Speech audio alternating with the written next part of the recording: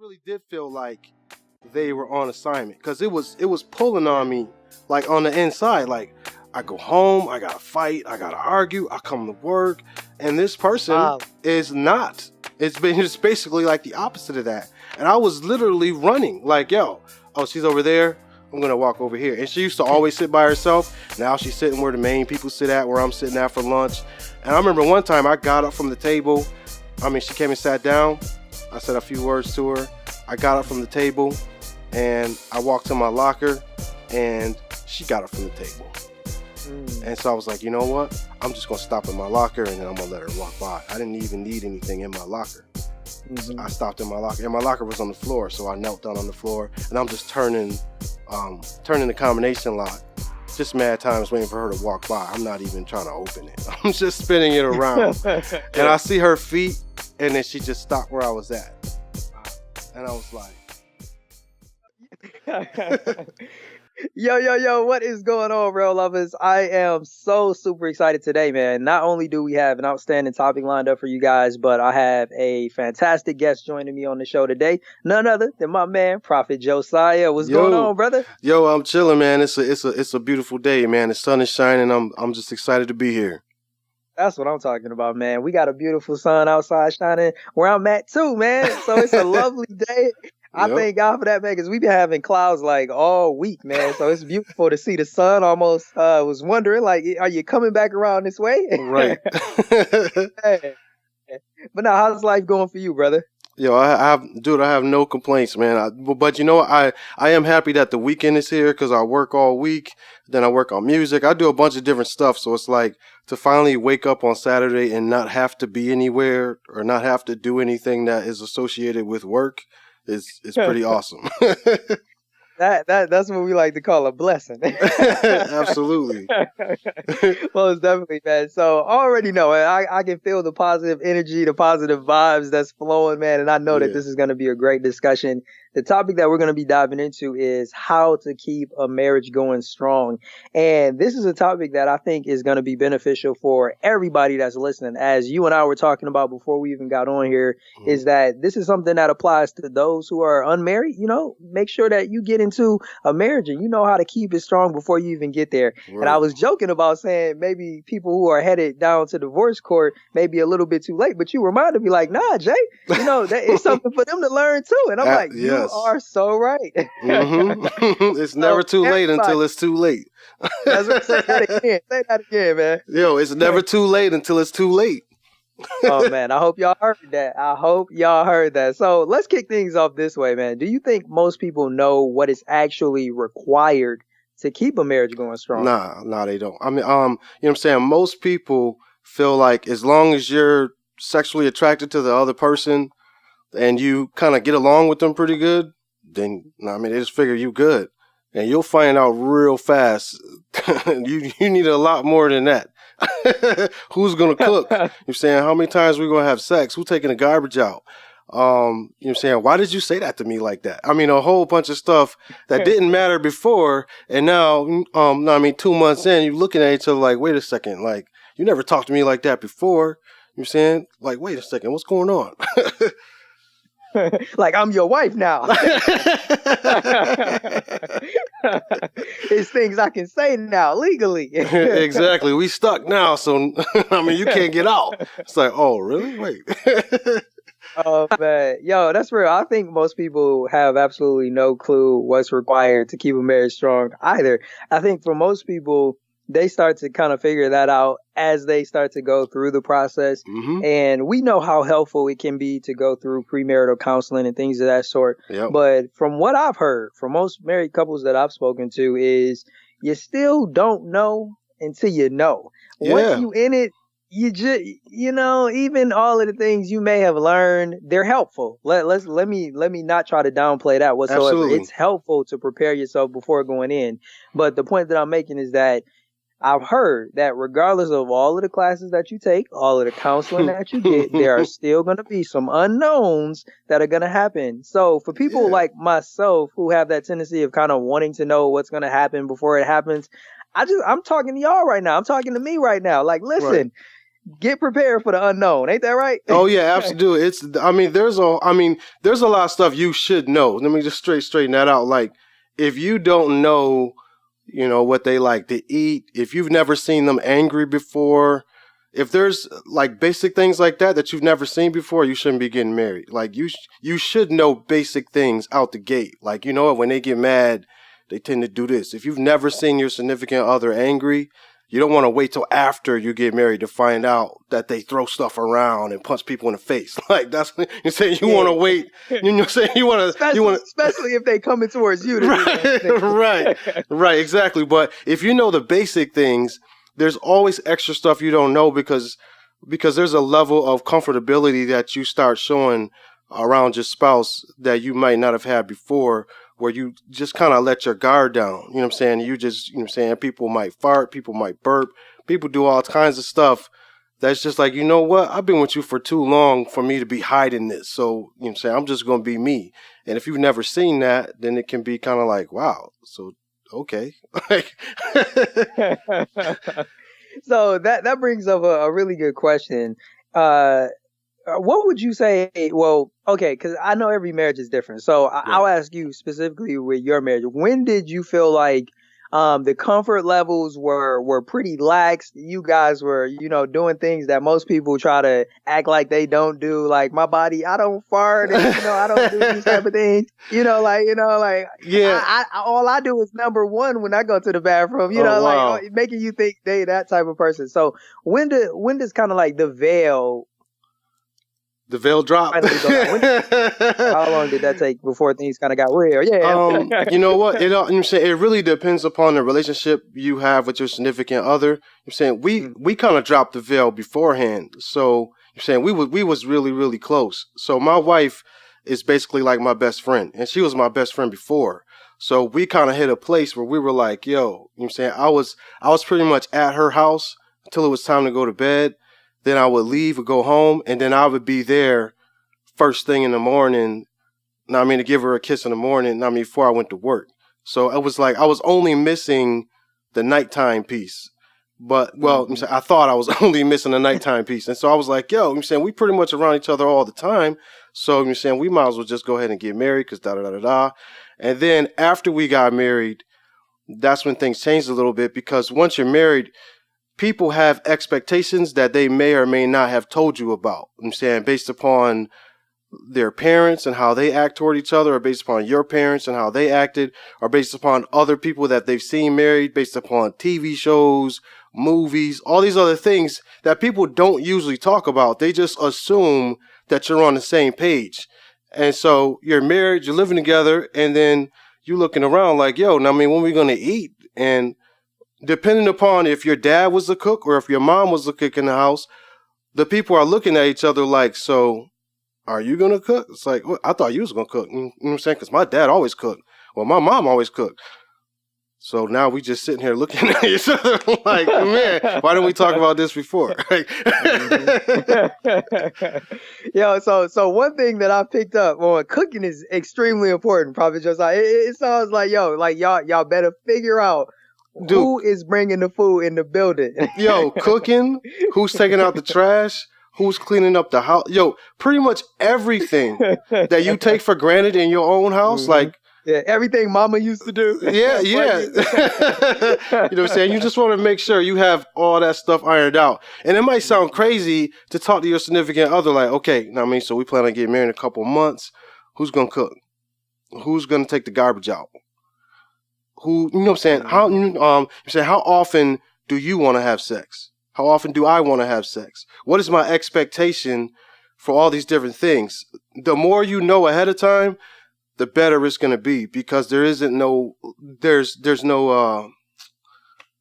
I can't really think of the word, but you kind of know more ahead of the game, so you kind of know what to expect.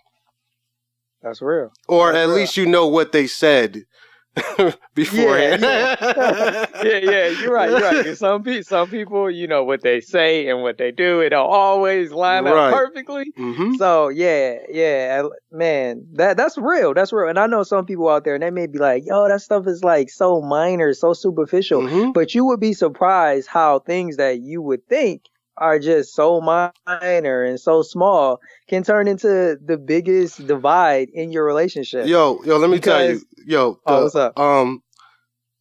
Minor things become huge things if you don't do them correctly. So like, I mean, how we just talked about cooking. My wife is a great cook. I mean, she cooks like your favorite grandma used to cook, right?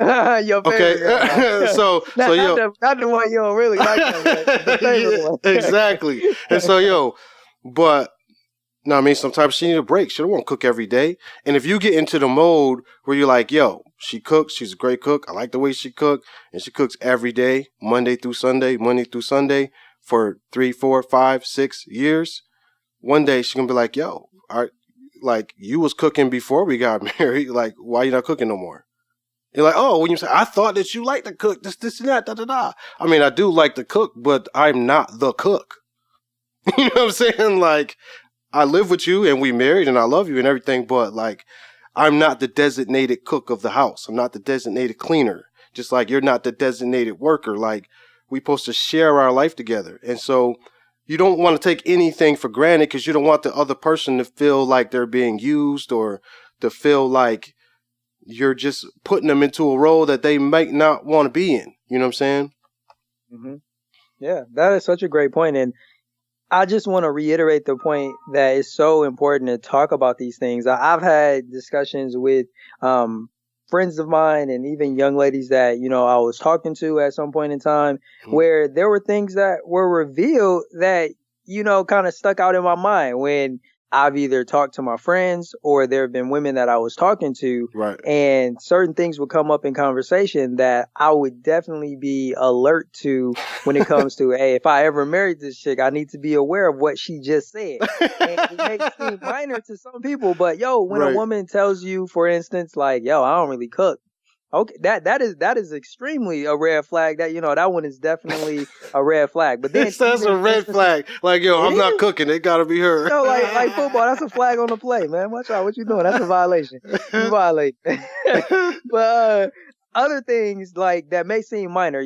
When it comes to cleaning, they may be like, yo, I don't do bathrooms. Like, yo, if she say she don't do bathrooms, you need to figure out who gonna clean that bathroom when y'all get married. Because if she says I don't do bathrooms, I'm not doing it. Trust me, that means she don't do bathrooms. That means you better get a maid or you better get on your hands and knees and start scrubbing.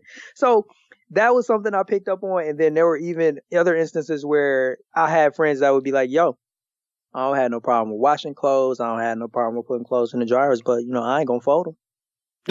So I mean, you need to figure out who gonna fold the clothes. I mean, they clean. They sit in the dryer. You know what though?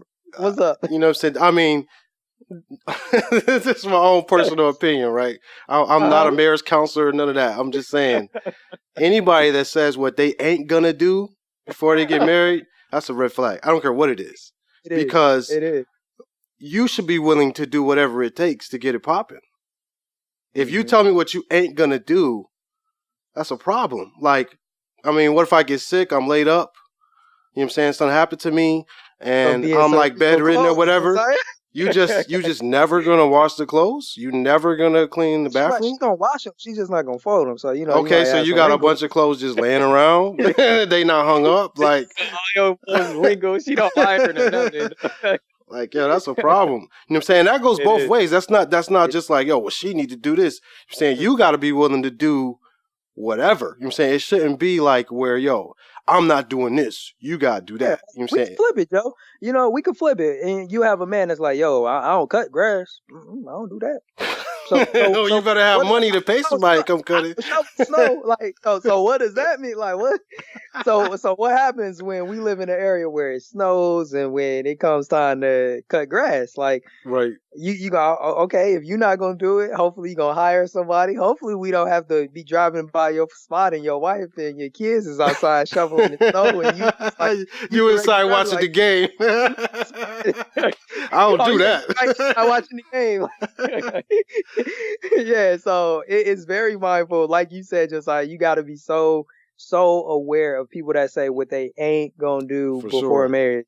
Mm-hmm. Because what they telling you is what you shouldn't do. is marry them. Exactly. Like, yo, I ain't doing this, I ain't doing that. And I'm like, and I ain't going to be talking to you. You have a nice evening.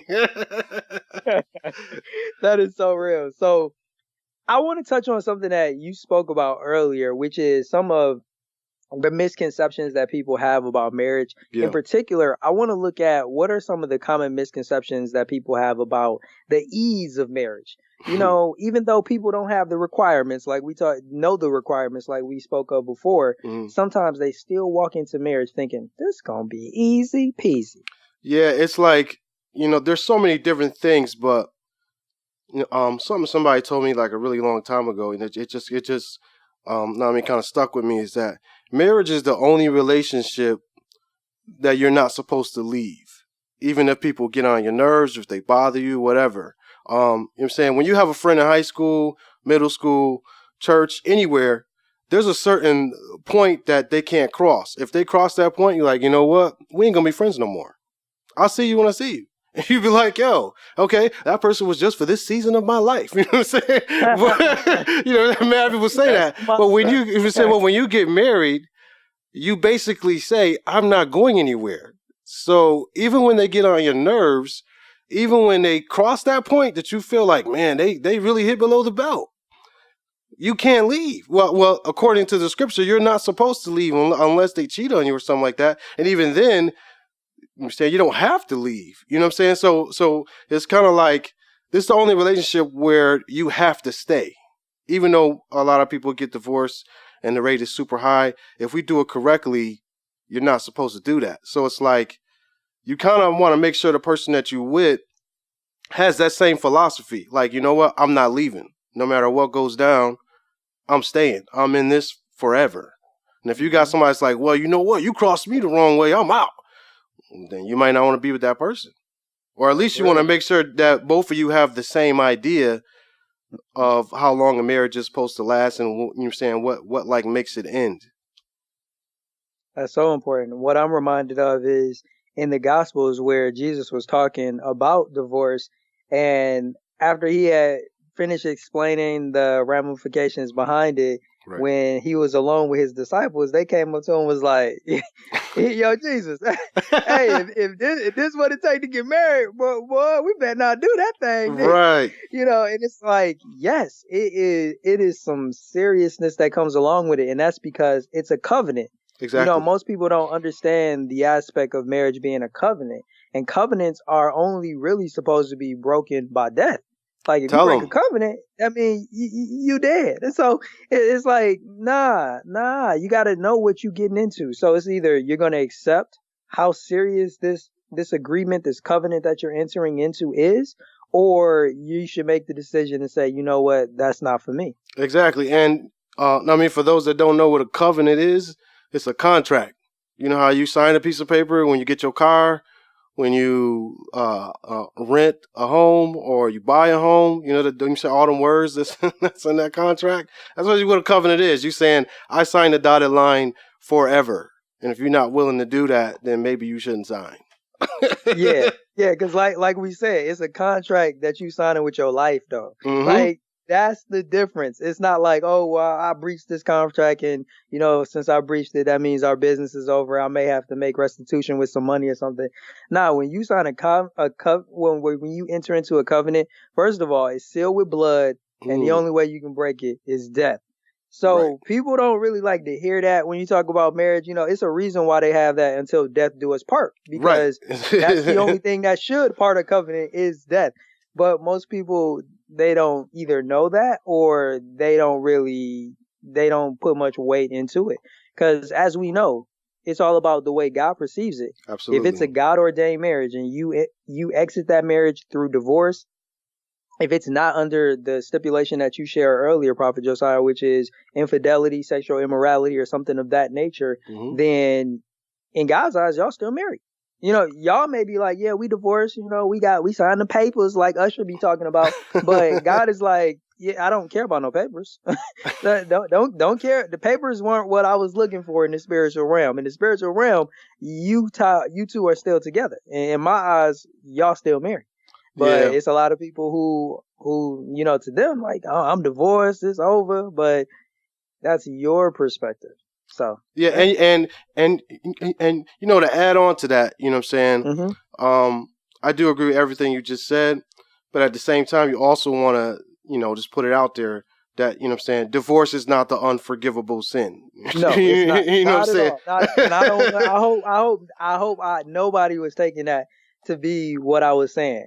I was just trying to let you guys know the seriousness of entering into a marriage covenant and what it truly requires to break one and how God perceives it. But no, getting divorced isn't an unforgivable sin by no means at all. Yeah, No means because at all. yeah, and I think too, you know what I'm saying, some other things that scripture doesn't necessarily speak about, but you got somebody that's punching you in the face every day, you're saying slamming you on the ground, beating you up, that's grounds for divorce too. You know what I'm saying? So don't feel like I have to stay in an abusive relationship because God doesn't want me to leave. You know what I'm saying? Like if your life is in danger, you need to bounce immediately. You know what I'm saying? That's not something that God wants for you. Man, oh man, I'm curious. Are there any other misconceptions that you would kind of add to this, idea that marriage can be easy? um, Pretty much everything that you take for granted. I mean, like it's pretty much just everything that you do, like in your normal life. You know what I'm saying? Like when you single, you're like, yo, I'm sitting down, I'm watching TV, I'm chilling, da da da da da. That could be an argument. You know what I'm saying? You're like, well, how could there be an argument from me sitting on the couch watching TV? Well, if you didn't plan something with your spouse for the weekend and she wakes up and she want to go somewhere and you're watching TV, she might just be clocking how long you're going to watch TV before you come up with an idea to leave or something for y'all to do. And you're like, what's the big deal about that? Well, I'm saying, like, for instance, my wife doesn't work. I work. So she's at home with the kids all week. I work all week. When the weekend come, I know she doesn't want to stay in the house on the weekend because she's been in the house all week. So if I'm just at the house chilling, she's going to be looking at me like, what are we about to do? I'm not staying here. And I don't want to go somewhere by myself. So hopefully you got something planned or like we could leave, you know what I'm saying, to go somewhere else besides the grocery store, you know what I'm saying, so we can have a good time outside of our house. And you know what I'm saying, you just kind of want to be attentive to the other person. You know what I'm saying? If you're the man, be attentive to the woman. If you're the woman, be attentive to the man, their thoughts, their feelings. You always want to have conversations. Whenever you're not having a conversation for an extended period of time about things that you like in life, things you want to do in life, you kind of open the door up for there to be confusion, anger, frustration, all of that. So, I mean, there can be a misconception about every little thing if you're not constantly in, you know what I'm saying, conversation with your spouse. That's a great point. Now let's flip it and look at the other side of the coin, which is why do some people often refer to marriage as quote unquote work or quote unquote hard or as a quote unquote struggle? Hmm. Where does those beliefs come from? Because that's exactly what it is. You know what I'm saying? Like I said before, nothing is automatic. You know what I'm saying? You need more than I love you, I think you're attractive. You know what I'm saying? Your house, your bills, your kids, people got to go to school, doctor's appointments, all these things have to happen on a regular basis, and they kind of turn like a wheel. And you can just be frustrated. You know what I'm saying? Where before you were married, you got frustrated, you just went home. Like, you know what? You kind of getting on my nerve. I'm just going to go home. I'll talk to you later. Or you hang up the phone if you talk to them. Like, yo, I'm going to talk to you later. I'm going to go do whatever I want to do. Well, now you're with this person. Like, they live with you. You can't, like, leave. You're saying you can't hang up the phone. You know what I'm saying? They're right there. Yeah. And so it's hard because it's something that you really never had to deal with in any other part of your life. You know what I mean? Like I said, and like any other part of your life, you just leave the relationship, you walk away, you do whatever. In marriage, you can't really do that. I mean, like you can go outside and, you know, go pray, you know what I'm saying, do whatever you want to do. But eventually you got to come back and deal with whatever the situation is. And, you know what I'm saying, I'm trying to think the best way to put it. Like marriage is not hard. It's just that you have to be real attentive to what's happening. You know what I'm saying? It's similar to your relationship with Christ. Like your relationship with Christ is not hard, but if you never talk to the Lord, if you never read the Bible, and then you expect to like go out into the world and be super Christian, like it's not going to happen because you have no relationship. And so I think people say it's difficult and hard because you have to work the relationship for it to grow. It doesn't just grow on its own. That is a great point. And I'm glad that you made that comparison to the relationship that we have with Jesus Christ, because you're right.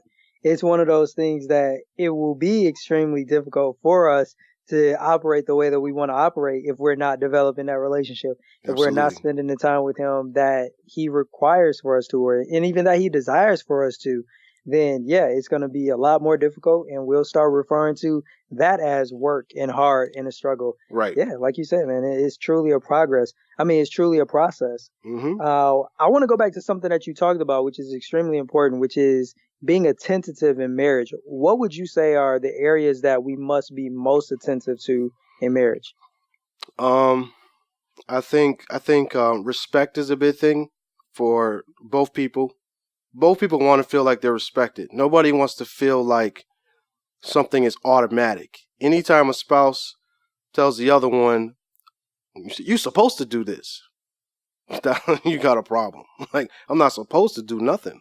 Like, you know what I'm saying? Like, it's like, I don't care. Like, you know what I'm saying? I've heard people say, you know what I'm saying? And I even said this when I first got married, like way beginning. You say after a certain amount of time passed and you feel like, okay, we married, I should be having sex.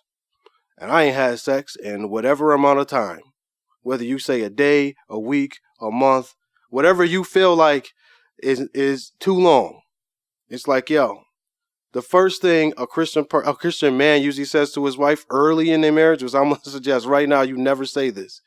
The Bible says, you know what I'm saying? You know what I'm saying? Wives, don't, you know what I'm saying? Make sure you respect your husband. And you know what I'm saying? Basically, paraphrase, make sure you have sex with him.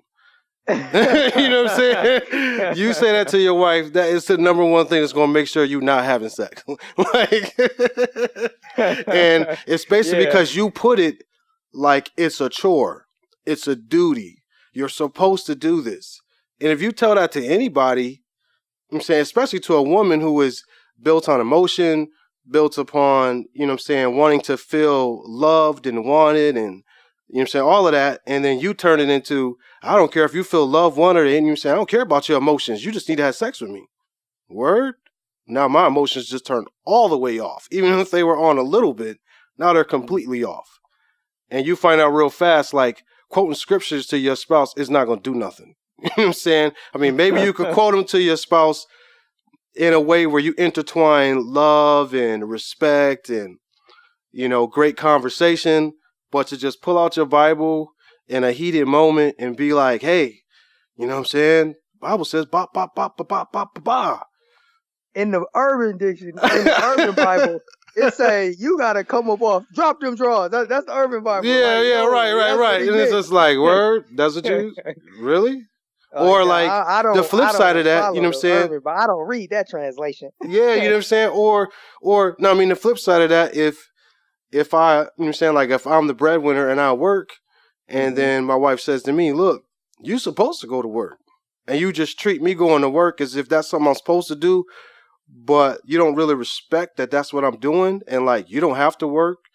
You don't got to worry about, you know what I'm saying, what you're going to eat, where you're going to live, who's buying your clothes, stuff like that. If I don't feel like you really appreciate the fact that I get up every morning at, you know what I'm saying, 4:30 in the morning, and I can't take naps in the middle of the day like you do. And you know what I'm saying? Like, there's going to be a big disconnect. Like, wait a second. You know what I'm saying? There's other women that would love to be in this situation and you trying to act like it's no big deal. So let's kind of respect that. Mm-hmm. Yeah. And the one thing that I wanted to point out just based on the things that have been shared is don't use God's word as a weapon against one another. Right. It's a spiritual weapon, not a weapon that you use to battle one another, because I couldn't help but just think in the instance that you just gave of, you know, a wife trying to make an issue out of her husband working and, you know, providing for the family.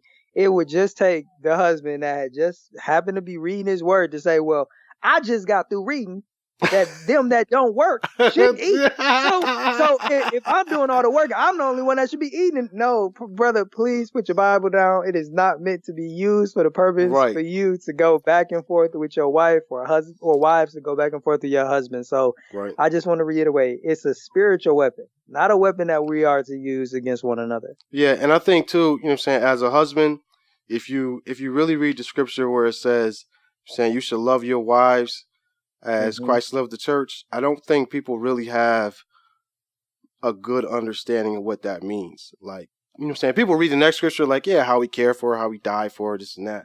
But you know what I'm saying, like, assuming you're not gonna die, you know what I'm saying? Like, Christ loves the church a lot. Like, how many times do we sin and God just forgives us? How many times do we do the wildest crazy thing and God's just like, okay, you know what I'm saying, let's just pick up and keep moving? And I don't think husbands really take that to heart. Like, that's what God is expecting from you as the head of the house, as the husband. If you feel like your wife did you wrong, you know what I'm saying? Like, maybe she's not doing what she's supposed to do. You're not supposed to be like, well, you know what? Bump you. I'm out. I'm going to find me another woman. Da, da, da, da, da. I mean, Christ don't do that to us. He don't just get up and leave us like, yo, you know what? You're not really doing what I said you're supposed to do. So I'm leaving. You know what I'm saying? He doesn't do that. Thank God he does not do that. And like you said, like, he don't throw other people up in our face neither. Like, man, you know your best friend, she appreciates me. So I'm leaving. So I'm gonna go hang out with your best friend, spend a little bit more time, start blessing her. Wow. You know, like, he doesn't do that to us. So it's like, I love what you're saying, man. Yes. Also too, never, ever, never point to another person's marriage or another husband or another wife and say, well, look at her, she cook every day, or look at him, he do this and do that. First of all, you don't know what go on in a marriage behind closed doors. You don't know how good or how bad their relationship is. And you don't need to be comparing me to nobody. Like, I'm me. If you want to be with that person, then maybe you need to go get with them. But don't make comparisons to other people. I swear, comparison is the devil. You're right. I think that is one of those quote unquote relationship killers, man. I mean, especially when it comes to relationships between men and women. Right. If you want to set somebody off, I mean, I know everybody got different buttons, but most people don't ever want to be compared to another person, especially when it comes to the duties that they're supposed to be fulfilling you with as your partner, especially your husband or your wife. You never want to hear somebody say, well, such and such husband does this and his wife does that. It's like, why are you studying the other man for, though? Yeah. It's going to bring up some questions, be prepared to answer those. So, yes, man, I love it. We have to be so attentive in marriage because, as you stated, there are things that can hinder us if we're not attentive to those things. And one of the things that we really pointed out is really watching our mouth. Absolutely. Our mouths. Our mouth. That's control that tongue, man. Yes. Yes, man. We got to watch the things that we say out of our mouths, man. So I'm so glad that you pointed that out. I think another thing that's really important, just from the different discussions that I've had, is the importance of being aware of the affection level that men are giving their wives, because there sometimes is that line that's kind of blurred between affection and intimacy and appreciation. And, you want to make sure that you understand the distinctions between each of those and that you're fulfilling her in the manner in which she wants. And obviously a lot of people are familiar with, the 5 love languages book. That definitely is beneficial to be aware of what your spouse's love language is so that you are communicating with them in the right way. Right. And I think too, basically what you're saying is just study your spouse. You know what I'm saying? Yes. Like, you should have a PhD in your spouse. I mean, like, maybe you don't have it at the beginning, but that is school. From day one, start taking notes, pull out the recorder, and pay attention to what your spouse, man or woman, wants, likes, needs, different things they say. If they always mention, like, man, how come we don't never do this? We never do that.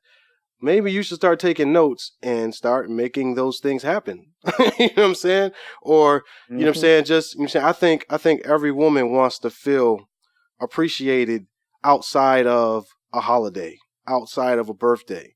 And so, if you can, just kind of make your own personal calendar that maybe nobody knows about, and you write every 7th Tuesday, I'm going to buy flowers, candy, or whatever it is. It don't even have to be on a consistent, every 7th Tuesday, but you could say every certain amount of time, I'm going to do this thing. And it could just be a myriad of different things. It's going to always look like, wow, this dude is really attentive. Like, he just be buying me stuff. He be doing stuff. And it's like, those type of things show that you care. They show that you're thinking ahead of time. They show that you're not waiting for an argument to actually do something, but you're like proactive. You know what I'm saying? Like, yo, I have a perfect example. This happened maybe like 2 or 3 weeks ago. I think it was on a Sunday. I got up late. We didn't go to church that day. I went to the store. I bought my wife some flowers. I bought her some candy. Came home. I gave it to her. Everything was great. About 12 hours later that night, we had an argument. It was a huge argument about something stupid. I'll just say that. It's something that didn't need to be argued about. We're going back and forth, da-da-da-da-da. And I went to sleep. Oh, first of all, I forgot this part. In the argument, my wife says something to the effect of, yeah, so like you're supposed to be going on a podcast talking about marriage, and like, look at this right here. And saying, how you saying that's like super hypocritical, this, and that, whoop-de-wop. And I realized at that moment, she is right. I was just like, how am I going to talk about something and I'm dealing with something and it appears I don't know what to do. And it was like right at that moment, that's when God kind of hit me with something in my head. And I said to her, I was like, but this is the type of stuff that needs to be talked about. This is stuff people need to know. Like, they need to know that marriage is not always rosy. They need to know that sometimes you have arguments and you don't really quite understand how to make each other understand what the other person is saying or feeling. And I said, one thing is that I love you. You know that even though we might disagree on this one thing or whatever, I'm always trying to make sure that our marriage is good. And I said, I didn't know this argument was going to happen today, but 12 hours ago, I did this. And it was something that was like undeniable. It's like, oh yeah, you did do that. And it wasn't like you knew we were going to have an argument today to bring it back up now. It's like, no. Yeah. But obviously things just happen. And then the next day we got up, we prayed together, and we just had a really long conversation. And we just realized, you know what? We're missing each other because we're busy. She has her own business. I got my own business. I do music. I go to work. We got 2 kids. And so you can easily miss each other and get into a routine without actually interacting with each other. And it's really important that you don't miss each other. And if you do, that you're quick to forgive, quick to be like, my bad. I really do appreciate you. I really do love you. What can I do to fix this situation? Both people should do that, whether they feel like the other person is at fault or not. That just shows respect, and it shows that I really love you. You know what I'm saying? Like, you are really important to me. It's not just about me being right in this particular argument. It's about, I want this relationship to last. What can I do to make sure that it lasts forever? And then, you know what I'm saying, that's where, you know what I'm saying, some of the difficult things might come into. Sometimes you can honestly, genuinely be speaking something to your wife and she just don't understand what you're saying. Or she could be honestly saying something to you and you just don't know what she's talking about. You know what I'm saying? Just because of the way that we interpret the way people say things. Men are usually really direct and women are usually kind of beat around the bush. They go around in a circle and then they jump in the middle. And sometimes it's hard to figure out, what are you trying to say? Like, just get to the point. And if you say just get to the point, that could be offensive. You know what I'm saying? Yeah. Man, that's so true. That is so true. Oh man, I really appreciate you for, really being transparent, opening up and sharing your own personal experience, because like you said, it's an illustration to let people know that this is what marriage really looks like. Absolutely. And it's not something to make a person want to run in the opposite direction. It's to help prepare you for how to handle it when these type of situations arise, if they happen to in your own marriage. Mm-hmm. Yep. Yeah. So as we talked about at the very top of the show, we were talking about how most people don't know what's required to keep a marriage going strong. Mhm. So it's time to address that question directly. What would you say are the things that are required to keep a marriage going strong, both individually and together as a couple? I mean, there's a lot of things. I think so. It's a lot of things, but I think the core things are respect, attentiveness, um, great conversations, being willing to change with the other person as they change. They say that people tend to change like every 7 years. Every 7 years, people tend to look at their lives and kind of like reevaluate what they're doing. And so when you're married to somebody and you get married around 7 or 8 years, that's when a lot of divorces happen because people start feeling like, you know what, maybe I made a bad decision. Maybe I shouldn't have did this. And you got to be willing to work with the other person as they try to figure out their individuality within your togetherness. You know what I'm saying? And so, if my wife stayed at home for 7 years, maybe now she want to go back to work. Or maybe if she's been going to work, maybe now she want to start her own business. And you got to be willing to roll with whatever people want to do, you know what I'm saying? Because you love them and you don't want them to be stuck. And the same vice versa. So, you know what I'm saying? That I think dope sex is super important.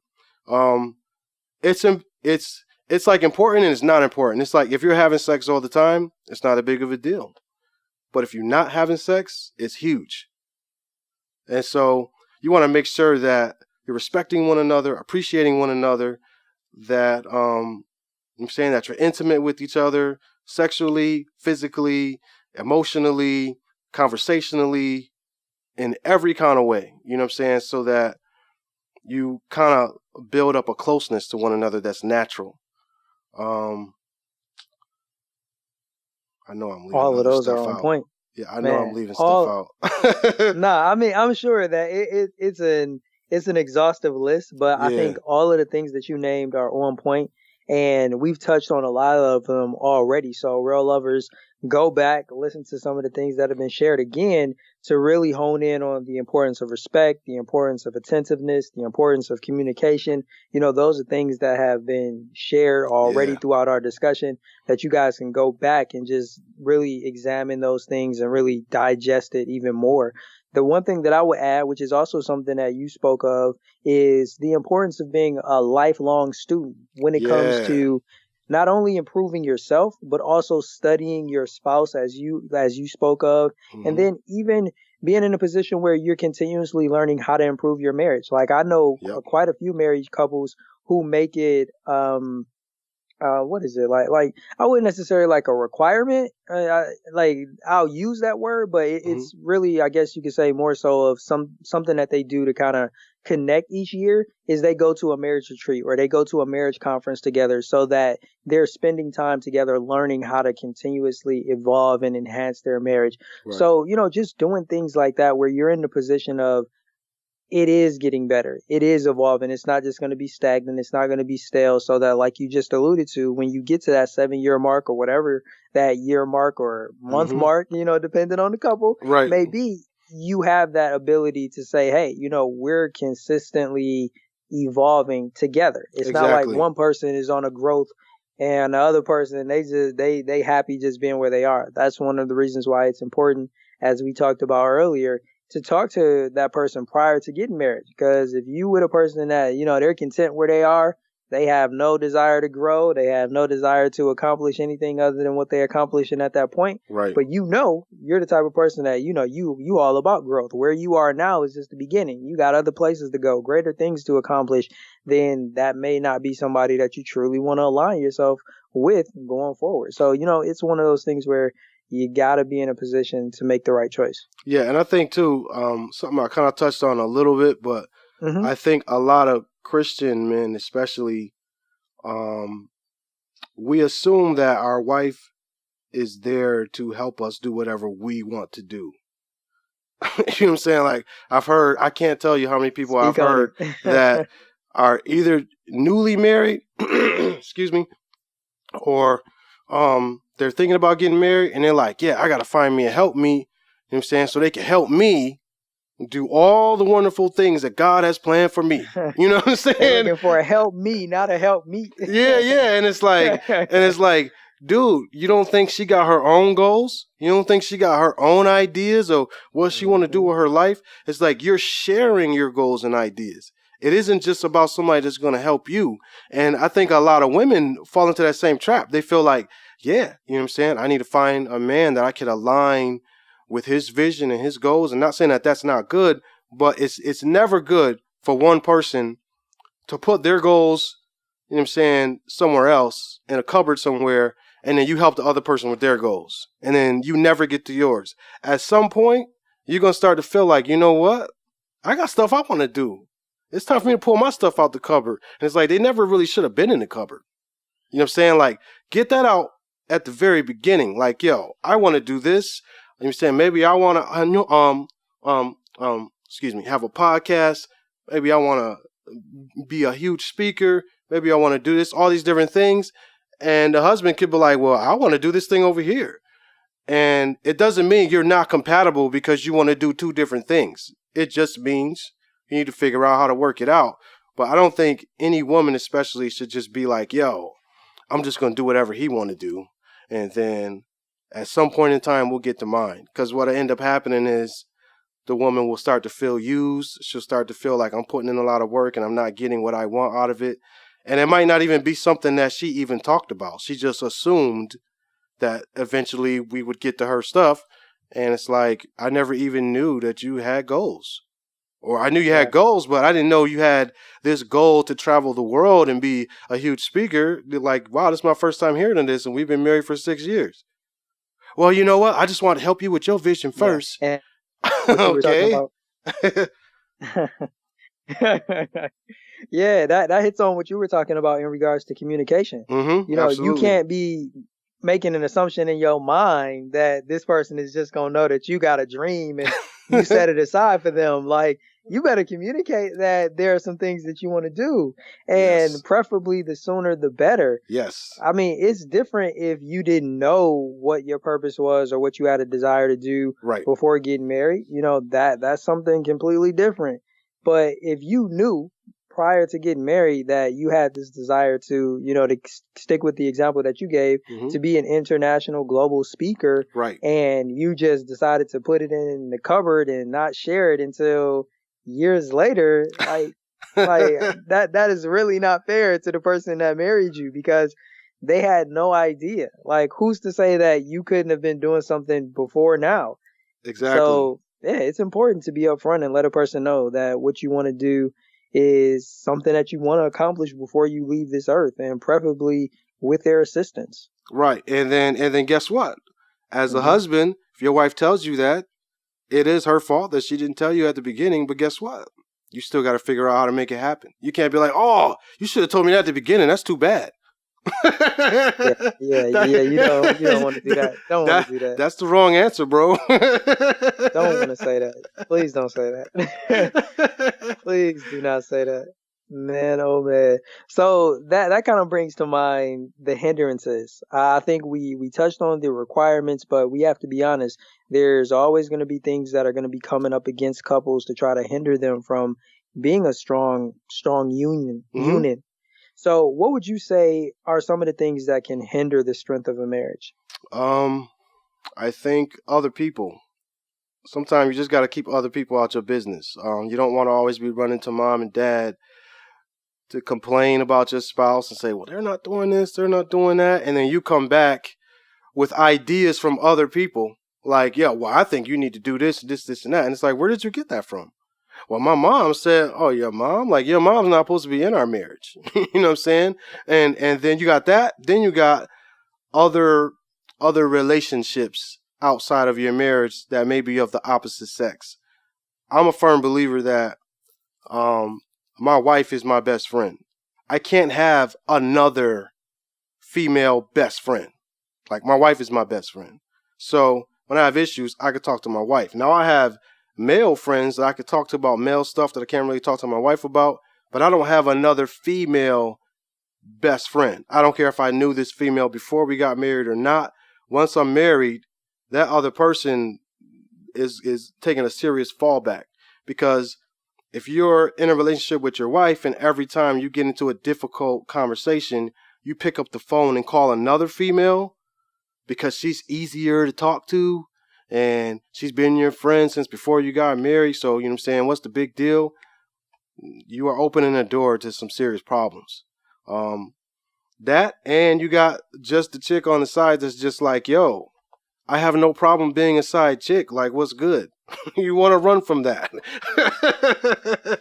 Fast. Like, Really yo, fast. you better get your Usain Bolt on, baby. Like, Yo. run. Another story I got. I used to work at a factory. Like, yo, I used to work at a factory. And at this time I was working at this factory, me and my wife were having a difficult season in our marriage. So we're constantly arguing, constantly trying to figure out how we're going to make our relationship work.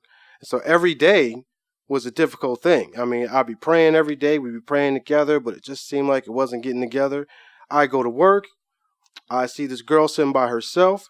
I was always the type of person where I like to witness to people. And so I was like, yo, she's sitting by herself. It's a perfect opportunity for me to witness to her. So I walked up to her. I said, hey, how you doing? My name is, I'm saying, whatever it is. And I was just like, yo, you know what I'm saying? What you know about Jesus? Whoopty wop. You know what I mean? So we start talking. And then my out, whenever I used to witness to women, which I don't witness to women anymore, really. After that, I stopped doing it. But my out used to always be, I'm married, my wife is whatever, and our relationship is so dope. We've been married for X amount of years. And that usually made the female person say, oh, and then I could see the sparkle in their eye turn off. And then we would just have a regular conversation as friends. I did that to this one young lady, and the sparkle never left. She just was like, oh, so you married? I was like, yeah, you know what I'm saying? And she was like, yeah, so how's your marriage going? I was like, you know, marriage is marriage. It's good times, bad times, whatever. But, you know what I'm saying? Let's get back to what I was talking about, though. Jesus and this and that. She's like, yeah, but, like, I'm trying to focus on your marriage, like, you know what I'm saying? Because if your marriage is not good and, you know what I'm saying, maybe you need to, like, talk to somebody else if it's not going good. You know what I'm saying? We could be talking. And I was like, oh, man, what did I just do? And this was an attractive person. You know what I'm saying? It's easy to walk away from somebody that's not attractive. It's like, yo. Yeah. It's like, well, you're not attracted to me, so no. but when the person is attractive, it's like, okay, I'm probably going to stop talking to you. I'm just going to get up and leave. And she's like, well, you know what I'm saying? Let's finish talking about Jesus, though. And right then I realized, wow, what did I just do? And then I have to see this person every day. I go home. There's arguments because at this particular time, we're struggling in our marriage. I come to work, smiling in my face, talking to me. Yeah, remember you talked to me yesterday about Jesus? Da, da, da. And I'm like, I'm literally avoiding this person. Like, I would see them and walk the other way. I would try to not be where they was at. And this started out as a good intention. I saw this person. I said, oh, they're by themselves. I'm good with talking to people when they by themselves. I could bring up Jesus and whoopty wop. All I gotta do is tell them I'm married, and then boom, that's gonna cancel that out. And it just that didn't work. She was on assignment, bruh. She was ready for you, yo. Yeah, and I just, you know what I'm saying? It was a very difficult. I ended up getting fired from that job for something that I shouldn't have been fired for, but I was so happy to be fired. That was one of the only times I was super happy to be fired. I was like, yes, I'll never see that person again. Yo, that's real though, man. That's so real. It's so interesting how certain things can, you know, kind of, for lack of a better term, pop up at what would seem like the, you know, imperfect time. You know, right, it seems like it's the perfect time, but it's really not. It's really setting itself up for a perfect storm and not for anything beautiful and wonderful to happen. So, yeah, man, we have to be so mindful of that. And it's truly a blessing that you were able to get out of that situation. And yes, it was. Man, oh man. Yo, it was an awesome blessing.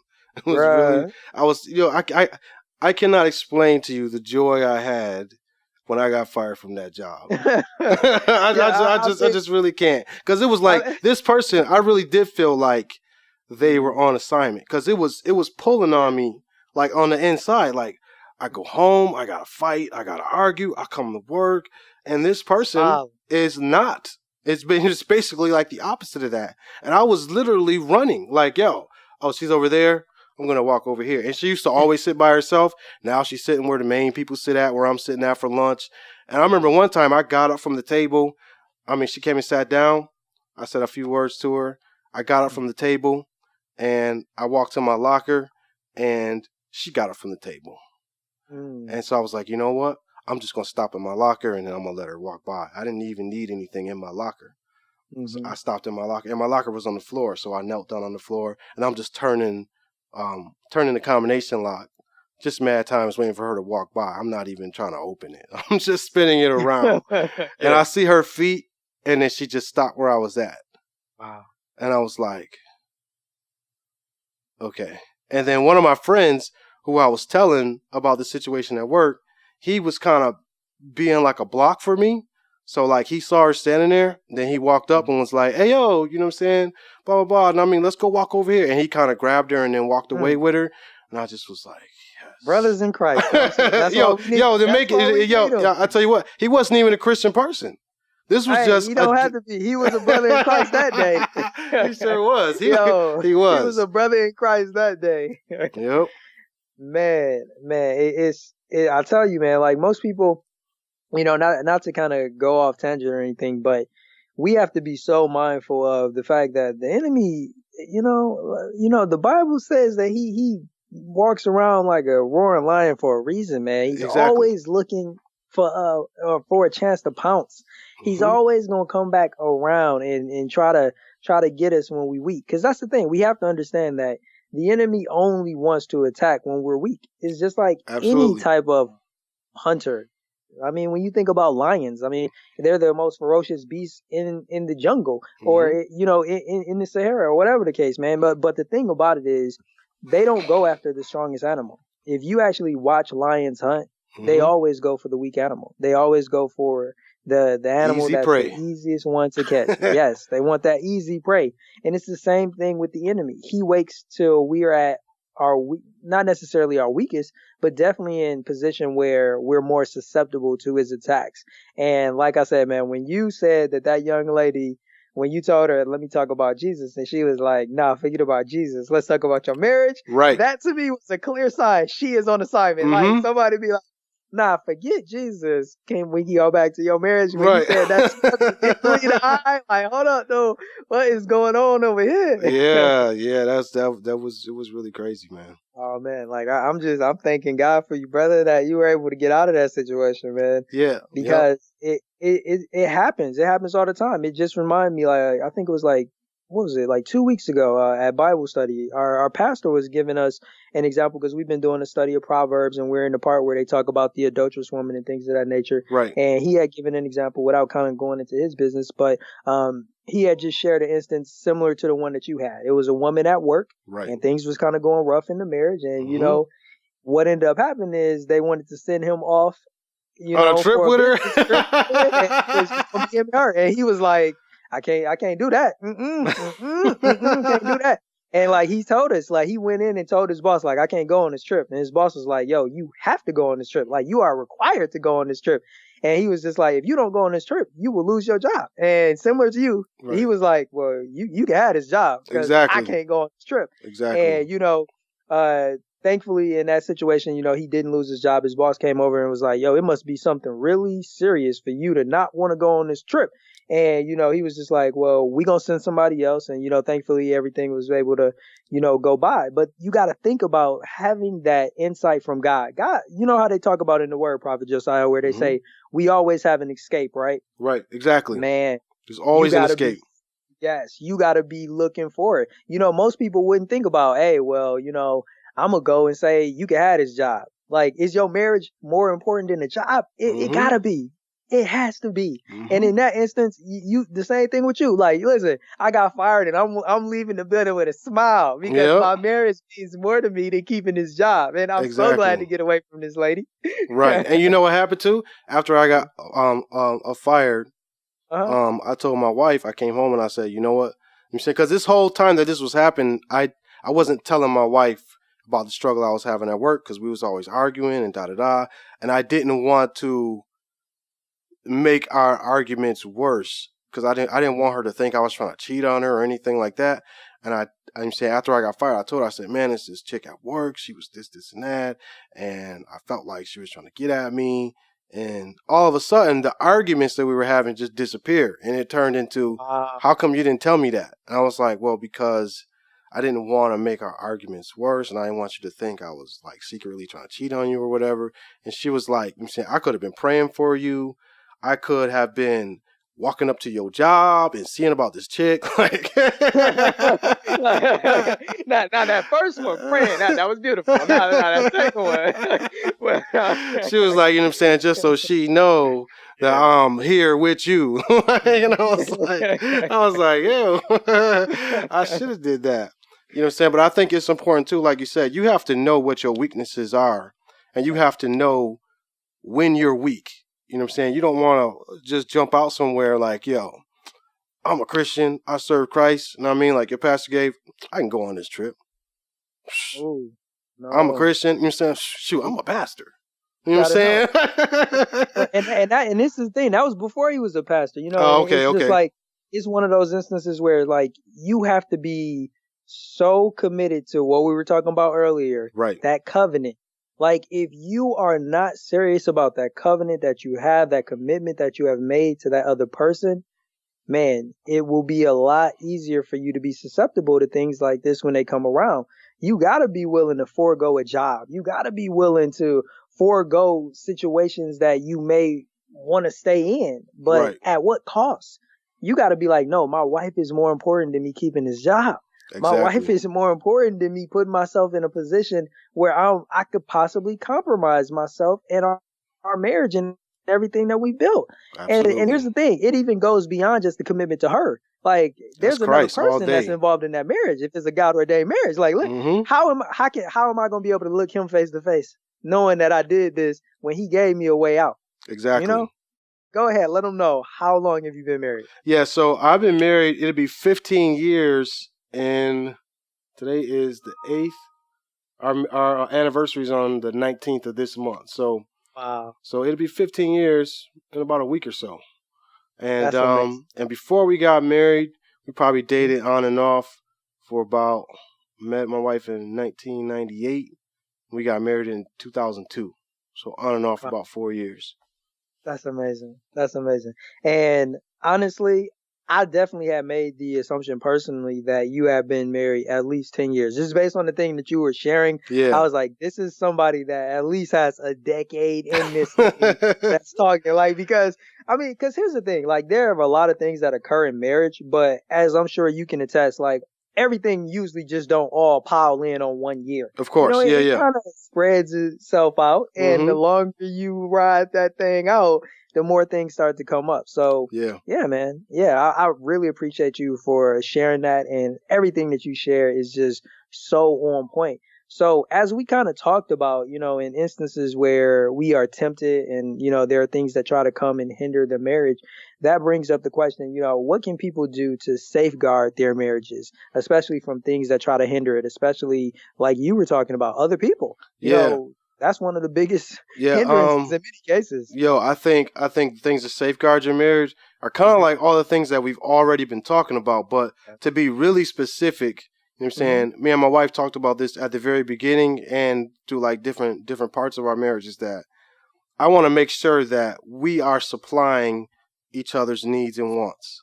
So I can't leave the house, you know what I'm saying, hungry, so to speak. Not like physically hungry, but I don't want to leave the house wanting for anything. And I don't want her to leave the house wanting for anything. I don't want her to feel emotionally deprived or conversationally deprived or whatever. I want to make sure I'm supplying, outside of Christ, all of her needs.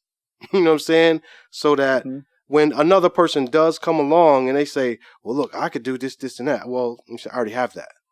You know what I'm saying? Or when a woman comes to me, but does your wife do this right here? My wife does all that and more. So like you can't give me something that I'm not getting. Like I'm already getting everything I need. I think another thing to safeguard your marriage is to really make sure that you're praying together, talking a lot. I think sometimes after a certain period of time, you've been married for a long time, you start to feel like, we don't have nothing left to talk about because we always, say, I know everything. And the reality is you don't know everything because people change. I mean, like I said, like every 7 or 8 years, people start having new ideas, new thoughts about what they want to do. And you just want to just keep probing to keep learning. Like I said, you want to get that PhD in your spouse. So you know a whole lot, but you want to continue learning because I feel like there's always more to learn. And it's like, I mean, what I decided to do, well, actually what like we decided to do was every day to have at least 15, 20 minutes, 30 minutes where we just talk about whatever.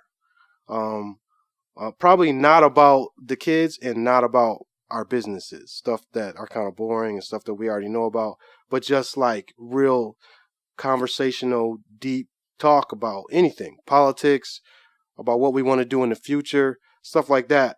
That little small amount of time is basically just like with Christ. It's like if you never talk to Christ, you never conversate with him, your relationship is going to get weak. And it's like we gotta make sure we make our relationship strong by sitting down and conversating together and just really, just sharing our thoughts about one another, about life, and about just things in general, so that we can just be closer to each other.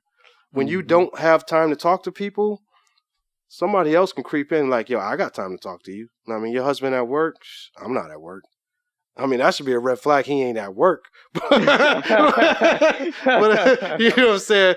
But you don't want other people to have time to come in and fill whatever the other person's not fulfilling. That's where you're going to start having problems. That's a great point. And it kind of reminds me to use the example from the book, The 5 Love Languages, where he talks about like a love tank. I bring that up because I want to look at it from the perspective of like a gas tank. Right. If your gas tank is on full, right? If you have fulfilled all of those needs that you talked about when it comes to your spouse and making sure that they are fully supplied, right? What happens when somebody tries to put more gas in the tank when it's full? You get what's known as waste. Right. And that's precisely all somebody could ever offer your spouse if you fill them up. Exactly. Anything they have to offer is going to be essentially waste. I like that. It is not going to be beneficial whatsoever. And that's exactly the way you want it, where you keep them full and everything that other people offer is nothing but waste. Yeah. And you know what, too? Something else you could do. I heard somebody say this. It's kind of like you want to fill up your love bank, so to speak. So like I've heard people say like your wife has a love bank and you have a love bank. You want to make sure that you're constantly making deposits into that bank. Okay. And then when you have an argument or something like that, that's like making a withdrawal. If you've never put nothing in there and all you do is take out, eventually her bank is empty and she's just not going to want to spend any more time with you because you never put anything in. You're always taking out. And I think if you're constantly filling up the love bank, when I say filling up the love bank, I mean doing things that the other person wants to do. Maybe it's sacrificial, maybe it's buying them things, maybe it's spending time with them, but whatever it is, you just want to fill up that bank so that even if you just had an argument yesterday and they go outside, they still know, well, look, that's one argument, but I have 10 years of a bank full of love. So I know that this one thing doesn't detract anything. But if you got 10 years of withdrawals, you've never paid no deposits, other people start looking enticing now. Like, yo, you're nothing but problems for me. I need to find somebody else that can fill me up. And that's you don't want that. Not at all. Not at all. Now, why would you say God desires for us to have a strong marriage? I think it's just the way that he intended it. You know what I'm saying? Like, I think it's there's so many different things, but one, I think it mirrors our relationship with him. And so I think it shows to the world, like, look what I have set up. Look how this relationship is set up. Look how it keeps going. I also think it's great for kids to be born inside of marriage so that mommy and daddy are always at home. You know what I'm saying? I understand certain circumstances. A lot of people have divorces, get remarried, and you got stepdads and stepmoms. But it's like that was not the original design. And it's like, you say, I remember I mean, when I was a kid, I went to my mom's house because her and my dad got divorced.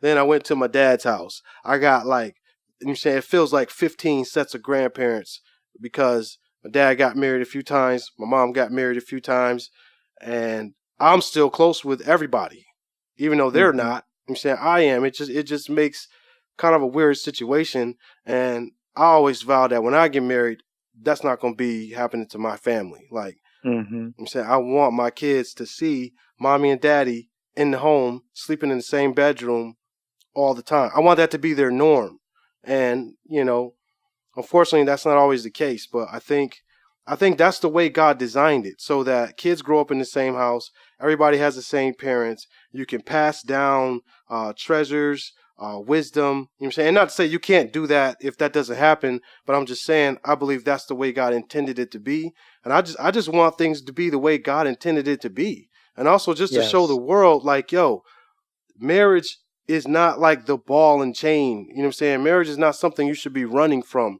Marriage is something you should be running to. I mean, we talked a lot about things that can go wrong in a marriage and what you should do to protect it. But one of the awesome things about marriage is that I got a rider for life. Like, yo, I have somebody to always go on a date with. I got somebody that's always gonna be with me. I got somebody that is basically my family now. It's not my girlfriend. It's not some chick I met last night. Like, this is my wife. If I die, she gets all my assets. You know what I'm saying? We are family. And so there's a whole bunch of benefits that come with that. That's just fresh. You know what I'm saying? Like, you say, how can you deny how dope that is? Like, That's real. That's real. Yo, marriage is a beautiful thing, man. And as you stated, it's the way that God intended it to be. Like yeah. when you're operating in it in the way that He intended, there's nothing but benefits that you have to look forward to. And I'm so glad that you pointed that out. Now, as we close things out, the last question that I want to pose to you is for those people out there that may be married right now and things are going a little bit tough, man, it maybe not be as strong as they want it to be. And they're like, yo, Prophet Josiah, can you give us some practical steps on how we can start strengthening our marriage? What would you share with them? The first thing is stop being selfish. A lot of things in marriage are rooted in selfishness. Even if you feel like I'm not being selfish, that's the other person. Well, then be overly unselfish. Like, go outside of your way to do something special for this person on a regular basis, even if you feel like they don't deserve it. It just shows that you love them, you care about them, and it's not always about you being right. I don't know if we have time for me to tell another story or not, but like, We definitely do, man. okay, Time is not an issue, man. Share. I love your stories. I told you, man. Okay, so you know what I'm saying, there was a time when me and my wife split up. This might have been back in like 2008, 2009. We split up. I was in one city, she was in another city. Um, and then we started going to marriage counseling. We got back together. When we first got back together, though, my wife wasn't fully on board with me. I'll just say that. And so I went out of my way to show her that I'm gonna love her like Christ loved the church. It was a perfect example of somebody saying, I don't really want you, and I know you trying to get this thing to work again, but it's probably not gonna work. But I'm here. You know what I'm saying? And so I just went out of my way. You know what I'm saying? Like, we had just got back together in maybe like January, and Valentine's Day was coming up. And I don't think she anticipated me doing anything for Valentine's Day because we were just really not on good terms. And I took her out to eat. I bought her stuff. And it was like every week and every month I was praying. I was just focused on her seeing that I meant what I said when we got married. Like, I'm not trying to leave. You know what I'm saying? Like, if you want to leave, that's your own personal business. But I'm not leaving. So I'm going to go outside of me and just show you why we should be together. We need to be together because it is. Boom, boom, boom, boom, boom. And I just kept doing things and doing things and doing things. And I think over the course of maybe about 8 or 9 months, she just realized, like, wow, you're still treating me nice and I'm treating you like crap. And I think it just kind of hit her in the face, like, wow, so this person really loves me. Because somebody that don't really care about you, you treat them like crap. It's like, look, I'm ready to be out. You know what I'm saying? Like, you ain't going to treat me right. I'm not going to treat you right. But I always looked at scripture like that's not what Jesus said, though. You know what I'm saying? When the scripture says love your wife like Christ loved the church, how many times does the church walk away and we just do whatever we want to do? And then we mosey on back like, okay, Lord, forgive me. It's like, dude, you just went and did all this crazy stuff and you want me to take you back?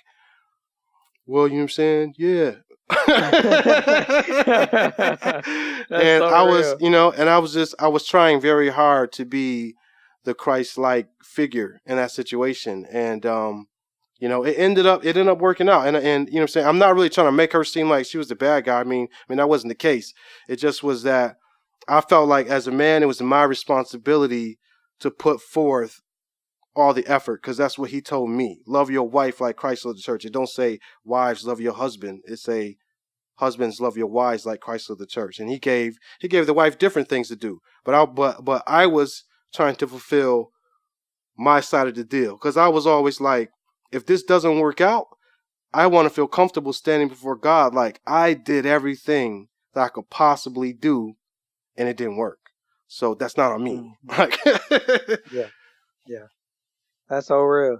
That is so real. It reminds me of something my big bro always tells me in regards to relationships and even marriage. He was just saying that at the end of the day, you always want to, cover yourself. Do everything that you were supposed to do, because then regardless of how it turned out, nobody can say that you didn't hold up your end. Right. And that just really just echoes what you said. And that's real. Regardless of how the other person is treating you, you continue to do what you've been called to do based on what God gave us to do. And that's it. Because at the end of the day, he's the one we got to answer to. Exactly. You don't have no excuse to go cheat. Like, man, was she doing this or doing that? Well, you have a covenant with God. I mean, you have a covenant with your spouse too, but you can't bounce on the fact that God said you're not supposed to do this. So even if your wife said, yo, I don't care if you cheat. I mean, you can have other side chicks. I mean, like, whatever. But like, God didn't say that. So even if your wife might... I never read that in the Bible. Right, but I'm saying... have it they side chick. That ain't in there. That's not even in the urban Bible. But, what I'm saying, some people too, you're saying, like, you'll see, like, celebrities or, what I'm saying, other people. I've heard people say, well, my spouse approves of whatever this ungodly thing is. But God doesn't approve of that. And God is the one that we have to stand before. So just because your spouse approves of you doing something that's ungodly, you're still not allowed to do it. Like, that's what does God say? God says, one man, one woman. That's it. Not one man, a woman, a side chick, his side chick, and y'all all get, nah. That's not what it say. Nah. I mean, nah. Now, regardless of who approves, well, you say our marriage is different because no, it's not different. It's only one kind of marriage that God ordained, so it's not different. That's the key. You can't call it a God ordained marriage when you're trying to do it your way. Exactly. What you got, that's something else you created. Don't call it marriage though, because God has a specific definition for how He defines what a marriage is. Right. Exactly. Wow, man, this has been an amazing discussion, man. So enjoy having you on here. I loved all your stories, and I know the real lovers did too. So I'm curious, are there any books or resources that you would recommend to anybody out there who does want to learn how to strengthen their marriage? My best resources have been other people that have been married for a long time. I don't really read books like that. But I've always talked to other people that I've seen their marriages have been strong for 20, 30 plus years. I go to them, or I talk to the husband and be like, yo, I'm saying, what's really making this thing work? And you could tell some people have been married for a long time, but their marriage is whack. I mean, just because somebody been married for a long time, that doesn't mean it's good. So you want to talk to people where you can visibly see, you know what I'm saying? Maybe people that you have a closer relationship with, where you could kind of see things that's beyond just the outside appearance. Like, yo, their marriage is real, and they've been married for a long time, and I know it's good. Maybe I want to get advice for them. So, like, I've been talking to other people. Those people have been my books. Like, okay, so what makes this thing really go? Like, talking to the wife, talking to the husband, and You know what I'm saying? Being friends with people that have been married for a long time so you can see, you know what I'm saying? So you can help each other out too. You know what I'm saying? Yeah, that's so important. Having those marriage mentors, having friends Mm-hmm. that you can go to when you need some insight or you just want to see a different opinion or whatever the case may be. So like, I'm really glad that you shared that because it's extremely important. The only book that I would recommend is one that I've read, in regards to marriage that really helped me to kind of prepare myself for what lies ahead is a book by Dr. Miles Monroe Oh, yeah, entitled The he's Purpose dope. and Power of Love and Marriage. Mm-hmm. Yeah. I'm That going to was have a to really check good that book. out. I like him. He's Yeah. dope. Yeah, man, he has some really great teachings, and from the perspective of marriage, it really opened my eyes to some things that I was like, yeah, all right, yeah. Mm-hmm. So most definitely that was an eye opener for me, and I really enjoyed this discussion. And I just Me want to give too. you the opportunity, man. Are there any questions that you have for me, or are there any closing or last words that you like to leave the real lovers with? No, I mean, just press rewind. Just go back and listen to it again. Because I shared a lot of personal stories in there, and I wasn't really anticipating sharing that much, but but I think it's good information for people to have because I really want to share the whole thing of marriage. Like marriage is good. Marriage is bad. Marriage is awesome. Marriage is not so awesome. It's all of that. And I want people to know all of it so that they can make an informed decision and really know what they're getting into. I definitely believe you accomplished that. I really enjoyed your transparency, your honesty.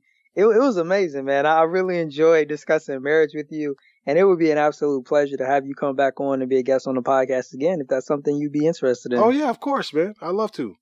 All right, cool, man. We got to make it happen, man. Thank you so much again for everything that you shared today with myself and the R.E.A.L lovers. All right, peace. Oh, man, that was a great discussion, man. I loved it, man. You had some amazing stories. Like, I love stories, man. Because stories make it more like real and tangible. Like, okay, so this is real. It does. Like, it's one thing to be like, communication is important in your relationship. Right, and it's like, what does that really mean? Communicate. Yeah. Now, you got to be mindful for the temptations that arise in marriage. Like, all right, cool, but what kind? Right, like, right. You let us know. Like, listen, you may have to be very mindful of certain situations, and like you stated, man, like the enemy is always looking for those times when things aren't going that great. Always, man. He's always there. There's always people that are just waiting to pounce. Mm-hmm. Like, okay, so you married? Like, yep, I'm married and it's going great. You know what I'm saying? Yeah. That's what I tell people. No, like, and the sparkle should leave their eye, right? Yeah, and if it don't, then hey, that's your business. But I have nothing to do with you. Like, yo, even on my Twitter page, in my bio, I say happily married CHH. Just said, just because I followed you. Yo, I'm not following you for that purpose. Like, I just want you to check the music.